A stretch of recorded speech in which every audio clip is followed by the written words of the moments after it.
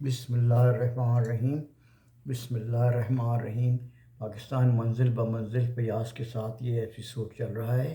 آج جو ایپیسوڈ آپ کے سامنے پیش کیا جائے گا وہ 176واں موڈیول ہے، اور یہ ان واقعات پر مشتمل ہے جو کہ اکتوبر 1961 میں پاکستان میں ہوئے تھے.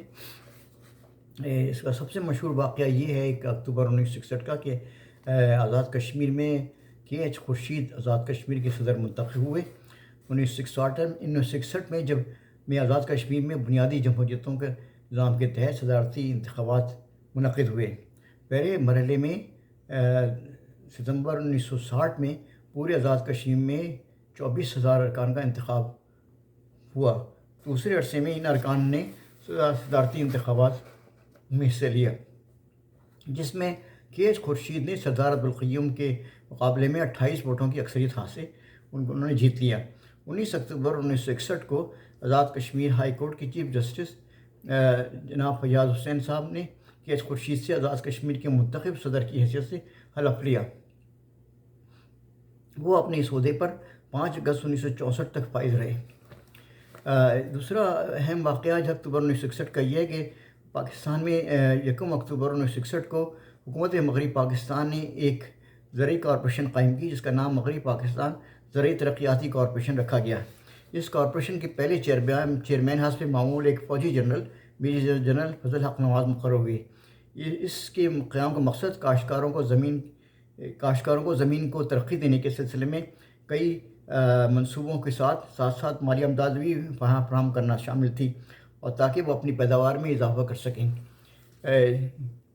اس کے میں اکتوبر 1961 کا ایک اور مشہور واقعہ یہ ہے کہ اگست 1961 سے اکتوبر 1961 کے درمیان پاکستان کے عظیم مصور صادقین نے اسٹیٹ بینک کے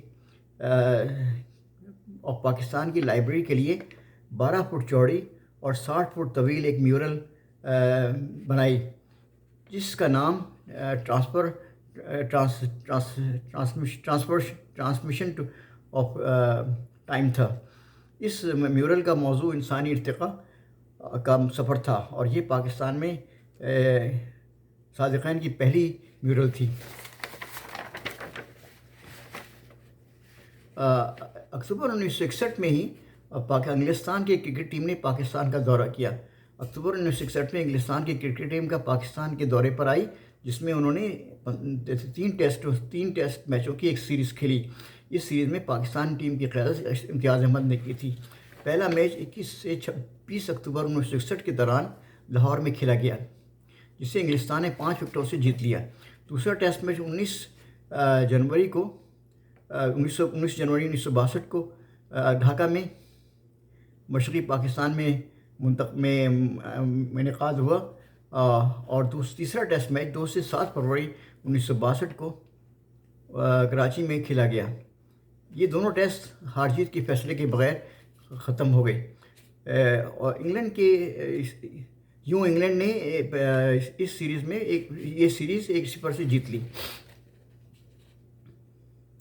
24 اکتوبر 1961 کو بڑی فوج کے کمانڈر چیف جنرل محمد موسیٰ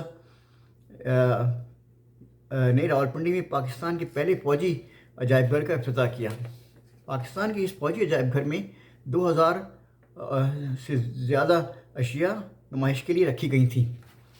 ان اشیاء میں 11ویں صدی سے 20ویں صدی تک کے دوران استعمال ہونے والے سامان حرب اور اسلحہ کے بہت سے نمونے شامل تھے. 1 اکتوبر 1961 کو مصنفین اور ناشرین کے مفادات کے تحت ایک اعلیٰ سطح کا بورڈ قائم کیا گیا. 3 اکتوبر 1961 کو امتیاز احمد کو پاکستان کرکٹ ٹیم کا کپتان مقرر کیا گیا، اور ایئر کموڈور مقبول احمد کو ترکی میں پاکستان کا سفیر مقرر کیا گیا. 9 اکتوبر کو chief marshal administrator general Ayub Khan نے حیدرآباد تھرمل پاور اسٹیشن کا افتتاح کیا. یاد رہے کہ ابھی تک پاکستان میں مارشل لا نافذ تھا، اور پاکستان کے اصل حکمران جو تھے چیف مارشل ایڈمنسٹریٹر تھے. 9 اکتوبر 1961 کو بھارت میں پاکستان کے نئے سفیر آغا ہلالی نے اسناد سفارت پیش کی. 10 اکتوبر کو پاکستانی سائنسدان عشرت حسین عثمانی عالمی ایٹمی توانائی انرجی کمیشن، جس کا نام انٹرنیشنل اٹامک انرجی ایجنسی ہے، اس کے بورڈ آف گورنر کے چیئرمین منتخب ہوئے. 12 اکتوبر 1961 کو کراچی میں پاکستانی وزیر خزانہ محمد شعیب اور امریکہ کی وزیر زراعت نے مالی امداد کے نئے سمجھوتے پر دستخط کی۔ 14 اکتوبر 1961 کو پاکستان اور امریکہ کے درمیان میں زرعی اجناس کے معاہدے پر دستخط ہوئے۔ اس معاہدے کی روح سے امریکہ پاکستان کو $62 کروڑ کا زرعی اجناس فراہم کرے گا۔ 17 اکتوبر 1961 کو پاکستان اور جاپان کے درمیان فضائی معاہدہ ہوا۔ 14 اکتوبر 1961 کو حکومت پاکستان نے شام یعنی سیریا کی نئی حکومت کو تسلیم کر لیا۔